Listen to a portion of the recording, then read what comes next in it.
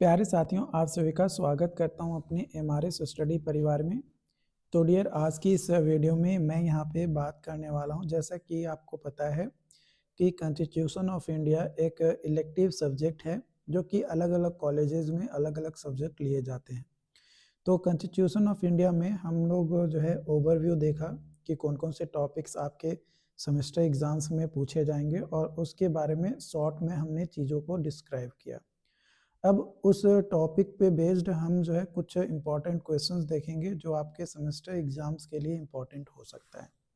जिसमें सबसे पहला प्रश्न है यहाँ पे कि कॉन्स्टिट्यूशन क्या है और उसकी ज़रूरत क्यों पड़ती है और क्या इम्पोर्टेंस है कॉन्स्टिट्यूशंस का, उसके बारे में उन्हें क्यों ज़रूरत पड़ती है और क्या इम्पोर्टेंस है ये। तो देखो, कॉन्स्टिट्यूशन जो है हमारे कंट्री का सुप्रीम लॉ है जिसके मदद से गवर्नमेंट का स्ट्रक्चर, पावर का डिस्ट्रीब्यूशन और एक आम जनता का क्या अधिकार है और क्या उसका कर्तव्य है, उस चीज़ को समझा जाता है कॉन्स्टिट्यूशंस के माध्यम से, यानी संविधान के माध्यम से। अगर हम संविधान का महत्व देखें या ज़रूरत देखें तो लॉ को, जो रूल है लॉ का, उसको इंश्योर करना, फंडामेंटल राइट्स को प्रोटेक्ट करना, गवर्नमेंट पावर्स को लिमिट करना और स्टेबिलिटी एंड यूनिटी को मेंटेन करना। तो ये जो है हमारा इम्पोर्टेंस है कॉन्स्टिट्यूशंस का। अगर हम कॉन्सेप्ट देखें कॉन्स्टिट्यूशनलिज्म का, तो constitutionalism means limited government under supremacy of constitution. ये इंश्योर करता है rule of law, separation of powers, judicial review and protection of rights. तो जो कॉन्स्टिट्यूशंस होते हैं without constitutionalism has no real value, यानी जो संविधान है जिसमें कॉन्स्टिट्यूशनलिज्म नहीं है तो उस संविधान का कोई महत्व नहीं होता है। अगला क्वेश्चन है, डिस्कस करना है साइलेंट फीचर यानी महत्व इंडियन कॉन्स्टिट्यूशन का, यानी भारतीय संविधान का क्या फीचर्स है वो बताना है। तो जो भारतीय संविधान है ये सबसे लंबा और लिखित संविधान है।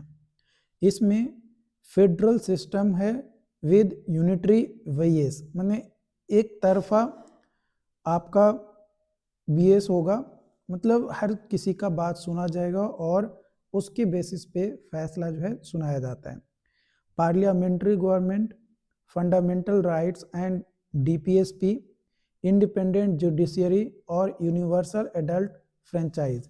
तो ये जो है आपके 6 साइलेंट फीचर्स होते हैं हमारे भारतीय संविधान के। फंडामेंटल राइट्स अगर हम देखें अंडर इंडियन कॉन्स्टिट्यूशन, तो इसमें जो है फंडामेंटल राइट्स जो है हमारा आता है आर्टिकल 12 से लेकर आर्टिकल 35 तक, जो इंश्योर करता है हमारा डिग्निटी और फ्रीडम को। ये पार्ट 3 के अंतर्गत मिलता है फंडामेंटल राइट्स, जो कि हमारा justiciable, protected by courts, enforceable through article 32, यानी आर्टिकल 32 के द्वारा जो है इसको इन्फोर्स किया गया है। अगला क्वेश्चन है फंडामेंटल ड्यूटीज और उसके सिग्निफिकेंस। तो फंडामेंटल ड्यूटीज मेंशन किया गया है आर्टिकल 51A में and were added by the 42वां अमेंडमेंट एक्ट 1976, यानी जो 42वां संविधान में संशोधन किया गया था उसके अंतर्गत फंडामेंटल ड्यूटीज को ऐड किया गया था आर्टिकल 51A में। इसका सिग्निफिकेंस है डिसिप्लिन और पेट्रियोटिज्म का प्रमोट करना, सिटीजन्स के रिस्पॉन्सिबिलिटी को रिमाइंड कराना और नेशनल यूनिटी को सपोर्ट करना। दे आर नॉन जुडिशिएबल, ये जो फंडामेंटल राइट्स हैं ये जुडिशिएबल आपका नहीं है। उसके बाद अगला क्वेश्चन है कि directive principle of state policy यानी डीपीएसपी क्या है और उसके इम्पोर्टेंस को बताना है। तो डीपीएसपी जो है ये गाइडलाइंस होता है स्टेट का अंडर पार्ट 4 आर्टिकल 36 से 51 तक का जो आर्टिकल होता है उसमें इसके गाइडलाइंस को बारे में दिया जाता है स्टेट्स के बारे में। इसका इम्पोर्टेंस होता है सोशल जस्टिस को प्रमोट करना, इनइक्वालिटी को रिड्यूस करना, वेलफेयर स्टेट को इस्टेब्लिश करना और गाइड लॉ मेकिंग, है ना, जो लॉ मेकिंग है उसको प्रॉपर तरीके से गाइडेंस प्रोवाइड करता है। अगला क्वेश्चन है explain federal structure of India. Federal structure जो है इंडिया का उसको एक्सप्लेन करना है। तो इंडिया जो है फॉलो करता है क्वासी फेडरल सिस्टम को। इसके अंतर्गत डिविजन्स होते हैं पावर का, यूनियन, स्टेट और कंकरेंट लिस्ट का। हमारा संविधान जो है लिखित है और जुडिशियरी जो है वो इंडिपेंडेंट होता है। Centre is stronger than state. हमारा जो सेंटर है, जैसे अगर हम बात करें तो भारत का सेंटर क्या है, तो दिल्ली है ना। तो जो केंद्र सरकार है ना, वो स्टेट यानी राज्य सरकार से ज़्यादा मजबूत होता है। वही चीज़ यहाँ पे लिखा गया, centre is stronger than state, यानी राज्य सरकार से ज़्यादा मजबूत होता है केंद्र सरकार। अगला क्वेश्चन है parliamentary form of government of India.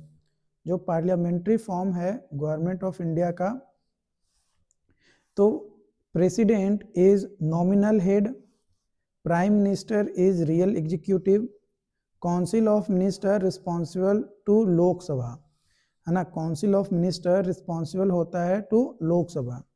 This system ensure accountability और स्टेबिलिटी। ये जो सिस्टम है ये इंश्योर करता है अकाउंटेबिलिटी और स्टेबिलिटी को। अगला क्वेश्चन है explain procedure for amendment of constitution. Explain the procedure for amendment of constitution. तो जो अमेंडमेंट है यानी संशोधन जो है ये प्रोवाइड किया गया है आर्टिकल 368 के अंतर्गत, जिसमें 3 तरीके का अमेंडमेंट होता है, simple majority, special majority, simple majority plus state ratifications. तो जो बेसिक स्ट्रक्चर्स होते हैं वो अमेंड नहीं होते हैं, बट चीज़ें में सुधार किया जाता है। अगला क्वेश्चन है what is the basic structure of doctrine. तो जो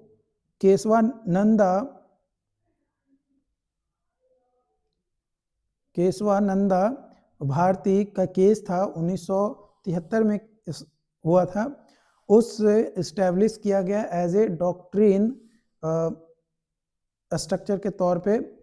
ये हमें बताता है कि parliament can not amend, parliament जो है अमेंड नहीं कर सकता है supremacy of constitution, secularism, federalism और जुडिशियल रिव्यू को। अगला क्वेश्चन है explain emergency provision of India. India में जो इमरजेंसी का प्रोविजन है यानी आपातकाल की स्थिति वाला, तो इमरजेंसीज जो है 3 तरीके का आता है। एक होता है नेशनल इमरजेंसी जो कि आर्टिकल 352 के अंतर्गत, प्रेसिडेंट रूल जो कि आर्टिकल 356 और फाइनेंशियल इमरजेंसी जो कि आर्टिकल 360 के अंतर्गत दिया गया है। ये जो है ये प्रोवाइड करता है strength of centre during crisis, यानी केंद्र सरकार को अगर कहीं पे क्राइसिस वगैरह देखने को मिल रहा है तो उस कंडीशंस में जो सेंटर होता है वो इमरजेंसी लागू करके मजबूत बना सकता है क्राइसिस को ख़त्म करने के लिए। अगला क्वेश्चन है explain local self government in India. Explain local self government in India.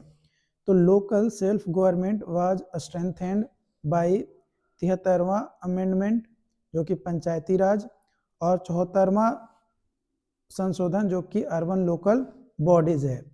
ये प्रमोट करता है ग्रास रूट डेमोक्रेसी को। किसको प्रमोट करता है? ग्रास रूट डेमोक्रेसी को। अगला क्वेश्चन है explain right to equality. Explain right to equality. तो राइट टू इक्वलिटी जो कि आर्टिकल है हमारा 14 से 18 तक, ये इंश्योर करता है equality before law, equal protection of law, abolition of untouchability and abolition of titles. Explain करना है right to freedom under article 19। Explain right to freedom under article 19। तो आर्टिकल 19 जो है ये प्रोवाइड करता है 6 फ्रीडम्स को, including speech and expression, assembly, association, movement, residence and profession. अगला क्वेश्चन है एक्सप्लेन करना है राइट टू लाइफ और पर्सनल लिबर्टी। ये आर्टिकल 21 के अंतर्गत हमें दिया गया है।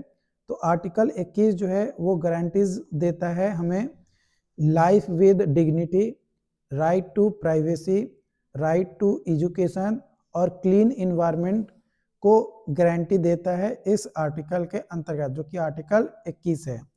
ये एक्सपेंडेड होता है थ्रू जुडिशियल इंटरप्रिटेशन, है ना। ये एक्सपेंडेड होता है थ्रू जुडिशियल इंटरप्रिटेशंस। तो यहाँ पे हमने जो है जो इम्पोर्टेंट क्वेश्चंस थे वो मैं आप लोगों के साथ शेयर किया। ऐसे और भी कई सारे टॉपिक्स और पॉइंट्स को मैं इस सब्जेक्ट के अंतर्गत डिस्कस करूँगा, बट चीज़ें आपके लिए कॉम्प्लिकेटेड ना हो, इसलिए आप लोगों का ईजी लैंग्वेज में समझाना बहुत ज़रूरी है। और नोट्स जो है वो हमारे एप्लीकेशन MRS स्टडी ऑफिशियल पे मिलेगा, वहाँ से आप इसे चेकआउट कर सकते हैं। ओके।